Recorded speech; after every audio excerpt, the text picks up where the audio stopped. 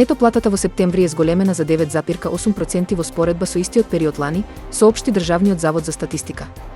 Според статистичките податоци, во септември просечната исплатена нето плата по вработен изнесувала 41.585 денари. Зголемувањето се должи пред се на зголемувањето на просечната месечна исплатена нето плата по вработен во секторите административни и помошни услужни дејности каде има зголемување за 12,6%, како и во преработувачката индустрија, уметноста, забава и рекреација.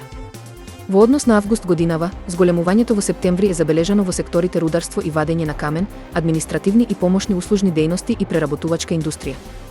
Просечната бруто плата по вработен во септември изнесувала 62.573 денари. Железничкиот транспорт во Македонија доживува драматичен пат, покажуваат податоците на Државниот завод за статистика. Превозот на стока со возови е тројно намален во споредба со почетокот на векот, а минатата година беше една од најслабите во последните 20 години. За разлика од железницата, патниот и воздухопловниот превоз бележат раст.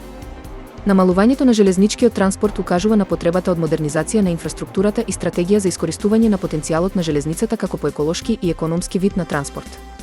Без сериозни интервенции, овој сектор ризикува да биде целосно маргинализиран. Албанскиот премиер Еди Рама изјави дека размислува за целосно забрана на TikTok и Snapchat по инцидентот со убиството на 14-годишниот ученик во основно училиште во Тирана. Во изјавата по состанокот на владата, Рама нагласи дека смртта на 14-годишното момче е трагедија која бара ефективен одговор и од државата и од општеството. Тој додаде дека предлогот ќе биде представен пред родителите на дискусија и дека сите училишта ќе работат на што подемократски да се донесе одлуката. Во однос на мерките за обезбедување безбедност во училиштата, Рама најави дека во блиска иднина планира да постави камери во секој училиште и училница за да ги следи активностите. Предходната недела 14-годишниот Мартин Цани го загуби животот во напад со нож од друг ученик во основното училиште Фан Ноли во Тирана. Од друга страна пак американскиот милиардер Илон Маск, сопственик на платформата X, го критикуваше австралискиот закон за забрана на социјалните мрежи за деца под 16 години и казнувањето на социјалните медиуми до 49,5 милиони австралиски долари за системско прекршување на тој закон. Неколку земји веќе најавија дека преку законска регулатива ќе воведат контрола врз користењето на социјалните мрежи за деца. Франција минатата година предложи забрана на социјалните мрежи за помлади од 15 години, но дозволи користење со родителска согласност, додека сад бараат технолошките компании да бараат согласност од родителите за пристап до податоците на децата под 13 години. Боинг ќе отпушти повеќе од 2500 работници во американските држави Вашингтон, Орегон, Јужна Каролина и Мисури, според федералните барања и официјалниот синдикат, како дел од планот на американскиот производител на авиони со големи долгови да укине 17.000 работни места или 10% од нејзината глобална работна сила. Известувањата доаѓаат кога Боинг се обидува да го рестартира производството на својот најсилно продаван 737 MAX. Инаку, акциите на Боинг зајакнаа за 2,6% минатата недела. Берзанските индекси пораснаа на Њујоршки Wall Street во четвртокот, но по нестабилното тргување, а инвеститорите се фокусираа на акциите на технолошките гиганти Nvidia и Alphabet. Индексот Dow Jones зајакна 1,06% на 43.870 поени, додека S&P 500 порасна за 0,53% на 5.948 поени, а индексот Nasdaq за 0,03% на 18.972 поени. Инвеститорите беа фокусирани на кварталниот деловен извештај на Nvidia. Нето профитот на производителот на чипови достигна 19,3 милиарди долари во третиот квартал, двојно повеќе од истиот квартал минатата година. Приходите на Nvidia пак скокнаа за 94% на годишно ниво на 35 милиарди долари. Иако резултатите се подобри од очекувањата на аналитичарите, акциите на компанијата беа под притисок во текот на денот, па нивната цена падна за повеќе од 2%.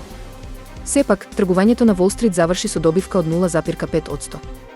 Од друга страна, акцијата на Alphabet до пред некое време беше меѓу најголемите губитници, со пад на цената од над 4,5%. Марк Мун, професор по старогрчка историја и археологија на Државниот универзитет во Пенсилванија, тврди дека дешифрирал древен, тешко оштетен надпис издлабен во споменик стар 2600 години во Турција. Споменикот, на кој се врежани слики од лавови и сфинги, е познат како Арслан Каја, што на турски значи лавовска карпа. На надписот се гледа името Матеран, божицата на фригиците, која живеела во областа на денешна Турција од приближно 1200 до 600 година пред нашата ера, а ја знаеле едноставно како мајка. Други древни култури исто така ја обожувале Матеран.